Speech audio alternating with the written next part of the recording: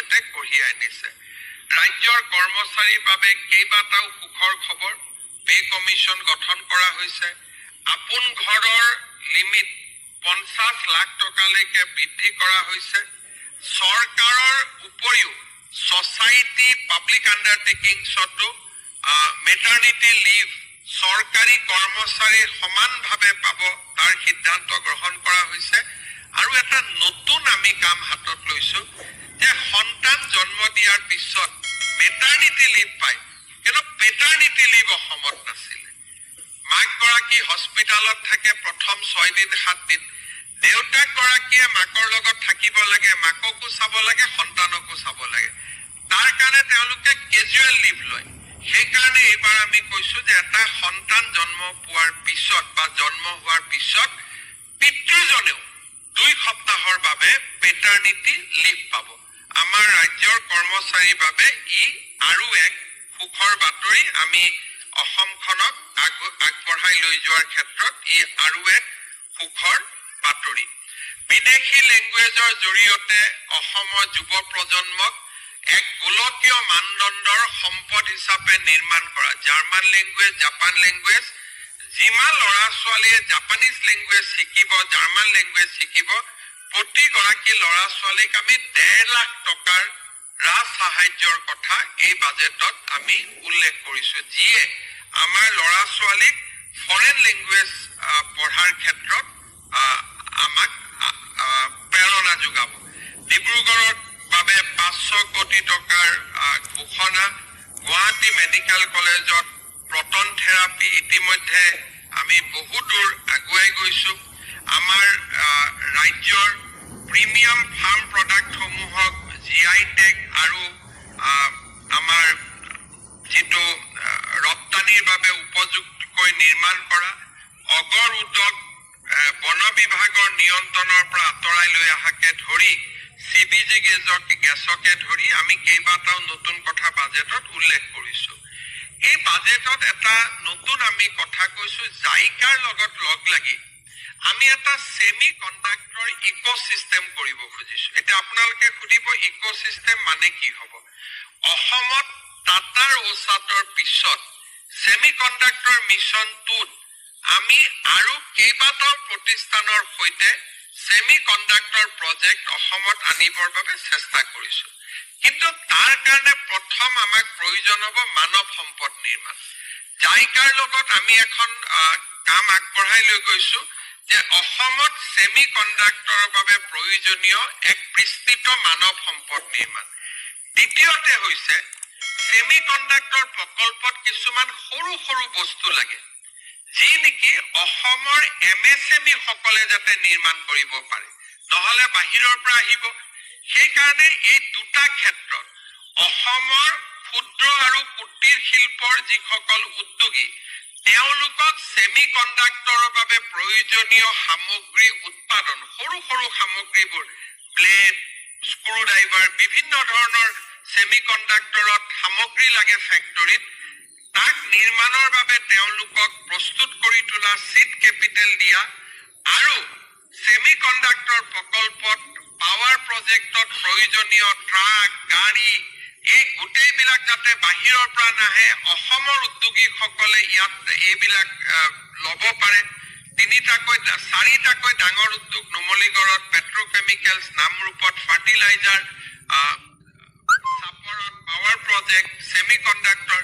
এই গোটেই প্ৰকল্পবিলাকত ক্ষুদ্ৰ উদ্যোগীসকলক অসমৰ থলুৱা উদ্যোগীসকলক আমি কেনেকৈ জড়িত কৰিব পাৰো সেই বাছ বা গাড়ীয়ে হওক সৰু সুৰা যন্ত্ৰপাতিয়ে হওক আৰু ক্ষুদ্ৰ উদ্যোগে হওক যিবিলাক আমি যেটো মই আন প্ৰশ্নৰ উত্তৰ দিয়াৰ আগতে কেবিনেটৰ দুটা তিনটা সিদ্ধান্তৰ বিষয়ে ক'ব খুজিছো আজি আমাৰ কেবিনেটে ৰাজ্য চৰকাৰৰ কৰ্মচাৰীসকলক 2% অতিৰিক্ত মৰগীয়া ভাত্তা দিবলৈ সিদ্ধান্ত গ্ৰহণ কৰে ইমান দিন আমাৰ ৰাজ্য চৰকাৰৰ কৰ্মচাৰীসকলে 58% ডিয়াৰনেছ এলাউন্স পাই আছিলে এই সিদ্ধান্তৰ পিছত আমাৰ ৰাজ্য চৰকাৰৰ কৰ্মচাৰীসকলে 60% ডিয়াৰনেছ এলাউন্স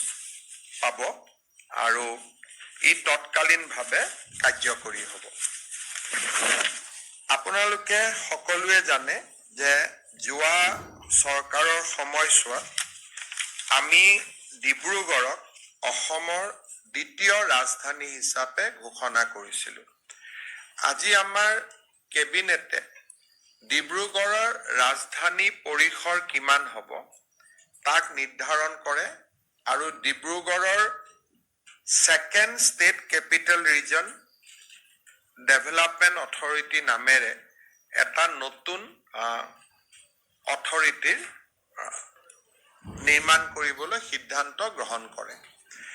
এই 20 কিলোমিটাৰ ৰেডিয়াছ ইয়াত কিন্তু জিলাখনৰ বাহিৰলৈকে গৈ নহয়। যদি এফালৰ পৰা আমি 20 কিলোমিটাৰ চাওঁ, আমি বগীবিল দলং পাৰ হৈ যাওঁ, কিন্তু পৰিসীমাটো ডিব্ৰুগড় জিলাৰ ভিতৰত থাকিব। গতিকে কোনোবা ফালে যদি 3 কিলোমিটাৰ গ'লে জিলাখন পাৰ হৈ যাওঁ, তেতিয়াহ'লে সেইটো জিলাখনৰ ভিতৰতে সীমাবদ্ধ হৈ থাকিব। Dibrugarh second capital region development অথৰিটিৰ অধ্যক্ষ ডিব্ৰুগড় সমষ্টিৰ বিধায়কগৰাকী হ'ব। তেখেতৰ কেবিনেট ৰেংক থাকিব। দহুৱা ছেক্ৰেটাৰী তাৰ মেম্বাৰ থাকিব। ডিষ্ট্ৰিক্ট কমিশ্যনাৰ ডিব্ৰুগড় তাৰ মেম্বাৰ থাকিব।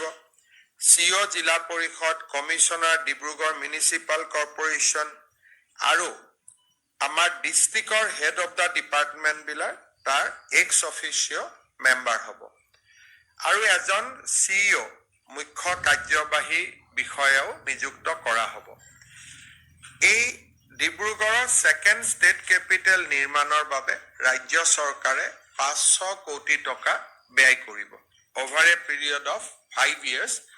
বাকী নৰ্মেল যি তাত স্কিম হৈ থাকে, ৰাস্তা ঘাট, স্কুল, কলেজ, মেডিকেল কলেজ, এইবিলাকৰ উপৰিও অকল ষ্টেট কেপিটেলৰ দৃষ্টিভংগীৰে, অভাৰ এণ্ড এবভ ষ্টেট কেপিটেলৰ দৃষ্টিভংগীৰে 500 কোটি টকাৰ budget over A period of 5 years আবণ্টন কৰিব আৰু বৰ্তমান স্বাভাৱিকতে এই ডিব্ৰুগড় সদৰ সমষ্টিৰ বিধায়ক হিচাপে প্ৰশান্ত ফুকন ইয়াৰ অধ্যক্ষ হ'ব। কিন্তু পৰৱৰ্তী সময়ত এইটো পদেন পোষ্ট হ'ব। যোনেই ডিব্ৰুগড়ৰ বিধায়ক হয় তেওঁৱেই এই পদটোত অধিষ্ঠিত হ'ব। আজি আমাৰ কেবিনেটে আমাৰ যিটো MLA LED এৰিয়া ফাণ্ড, বিধায়ক সমষ্টিৰ উন্নয়নৰ যিটো পুঁজি দিয়া হয়, এই পুঁজি যোৱা 5 বছৰত 1 কোটি টকাত সীমাবদ্ধ হৈ আছিল। 5 বছৰ নহয়, 2016 চনৰ পৰাই ইয়াক বঢ়োৱা হোৱা নাছিল। এই বছৰ আমি MLA এৰিয়া ফাণ্ড 1.5 কোটি টকালৈকে বৃদ্ধি কৰিছো আৰু 1 এপ্ৰিলৰ পৰা 2 কোটি টকালৈকে ই বৃদ্ধি হ'ব। এই বছৰ 1.5 কোটি ৰখাৰ মূল উদ্দেশ্যটো হৈছে যিহেতু আধা সময় পাৰ হৈ গ'ল, এই বছৰ ই 1 কোটি 50 লাখ হ'ব। অহা বছৰ ই 2 কোটি টকালৈকে বৃদ্ধি হ'ব। এই 2 কোটি টকাৰ 10% আমি এনেকে ৰাখিছো য'ত নেকি স্কুলৰ ফেন এখন লাগে, কৰবাত নামঘৰত তাল এযোৰ লাগে বা কোনোবা দিব্যাংগক হুইল চেয়াৰ এখন লাগে, তেনেকুৱা কিছু আমি চোকা ল'ৰা এজনক কেতিয়াবা লেপটপ এটা দিব লাগে, শিক্ষাৰ্থী এজনক, এনেকুৱা 10% টকা আমি ইনষ্ট্ৰুমেণ্ট আদি কিনাৰ বাবে তাৰ ভিতৰত আমি ৰাখিছো। 2 কোটি টকাৰ 1 কোটি 80 লাখ ইনফ্ৰাষ্ট্ৰাকচাৰত হ'ব। 10% আমি ইনষ্ট্ৰুমেণ্ট, এম্বুলেন্স এখন কিনিব পাৰিব, এই ধৰণৰ কামৰ কাৰণে 10% আমি ব্যয় কৰিবলৈ অনুমতি দিছো। চতুৰ্থতে আপোনালোকে জানে যে আমাৰ ৰাজ্যত বাজেটখন পাছ নোহোৱাৰ কাৰণে বিশেষকৈ প্ৰত্যেক 5 বছৰৰ মূৰত আমি ভোট অন একাউণ্টছ কৰোঁ ফেব্ৰুৱাৰী মাহত আৰু 3 মাহলৈকে খৰচ কৰাৰ আমি অনুমতি পাওঁ আৰু তাকো মূলতঃ দৰমহাৰ ক্ষেত্ৰত। তাৰ কাৰণে আমাৰ ৰাজ্যৰ বহু কেইখন উন্নয়নমূলক আঁচনি এইকেইটা দিন আমাৰ বন্ধ হৈ আছে বা যিমান বাজেটত টকা আছিলে সিমানেদি মাত্ৰ কৰি থকা হৈছে। তাৰ পৰিপ্ৰেক্ষিতত আমি 6 জুলাইত অসম বিধানসভাৰ বাজেট অধিৱেশন আমি আহ্বান কৰিছো যাতে 1 আগষ্টৰ পৰা প্ৰতিটো চৰকাৰী আঁচনিৰ সুবিধা নিয়মীয়াভাৱে অসমৰ ৰাইজে পাব পাৰে। বিধানসভাৰ অধিৱেশন এখন আহ্বান কৰিবলৈ এমাহৰ নটিচ লাগে, গতিকে আজি 4 তাৰিখ 6 জুলাইত আমি পাতিব খুজিছো আৰু 6 জুলাইৰ ভিতৰত বাজেট হলে 28-29 জুলাইত পাছ হৈ যাব। 1 আগষ্টৰ পৰা সকলো চৰকাৰী আঁচনিৰ সুবিধা আগৰ দৰে অসমৰ ৰাইজে লাভ কৰিব পাৰিব। এই অসুবিধাৰ কাৰণে যেহেতু বিভিন্ন বাতৰি কাকতত বেলেগ বেলেগ কৰি কথা ওলাই আছে, আঁচনি বন্ধ কৰি দিলে, অমুক কৰি দিলে, মই সাংবাদিকসকলকো অনুৰোধ কৰিম যে অকণমান ভেৰিফাই নকৰাকৈ এই ধৰণৰ নিউজ আমি দিয়াৰ প্ৰয়োজন নাই, কাৰণ 1 আগষ্টৰ পৰা প্ৰতিখন আঁচনিৰ সুবিধাই অসমৰ ৰাইজে নিয়মীয়াকৈ পাব। আমাক খালি পূৰ্ণাংগ বাজেটখন পাছ হ'ব লাগে। 6 জুলাইত আমি পূৰ্ণাংগ বাজেট অধিৱেশন পাতিছো। 21 দিনৰ বাজেট অধিৱেশন হ'ব আৰু পৰৱৰ্তী সময়ত আমাৰ 1 আগষ্টৰ পৰা প্ৰতিখন চৰকাৰী আঁচনিয়ে আমি নিয়মীয়াকৈ পৰিচালনা কৰিবৰ বাবে সুবিধা পাম। কেবিনেটত আজি আমাৰ এডুকেশ্যন ডিপাৰ্টমেণ্ট সংক্ৰান্তত আৰু এটা সিদ্ধান্ত হয়। এডুকেশ্যনত স্কুলসমূহত যিবিলাক 4ৰ্থ শ্ৰেণীৰ কৰ্মচাৰীয়ে কাম কৰি আছে, 3য় শ্ৰেণীলৈ তেওঁলোকে প্ৰমোচনৰ সুবিধা পায়। ৰুলখন নোহোৱাৰ কাৰণে সুবিধা পোৱা নাছিল। আজি আমি তাৰো ৰুলখন বনাই দিছো যাতে 4ৰ্থ শ্ৰেণীত কাম কৰি থকা কৰ্মচাৰীসকলে 3য় শ্ৰেণীলৈ পদোন্নতি হোৱাৰ সুবিধা পায়। আমাৰ মূলতঃ এইখিনি আজি কেবিনেটত সিদ্ধান্ত আছিলে। আপোনালোকে যদি কিবা কথা সুধিব বিচাৰে মই কোৱাখিনিৰ উপৰিও নিশ্চিতভাৱে আপোনালোকে মোক সুধিব পাৰিব। 7 দিন মেক্সিমাম, কাৰণ মই অকণমান চাই চিতি দিব খুজিছো যাতে খৰখেদা নহয়, গতিকে মই 7 দিন সময় ল'ম। আৰু যদি চোৱাটো বা চিন্তাটো আগতীয়াকৈ হৈ যায় আগতীয়াকৈ দি দিম, কিন্তু মেক্সিমাম 7 ডেজ বুলি ধৰি থৈ দিওঁ।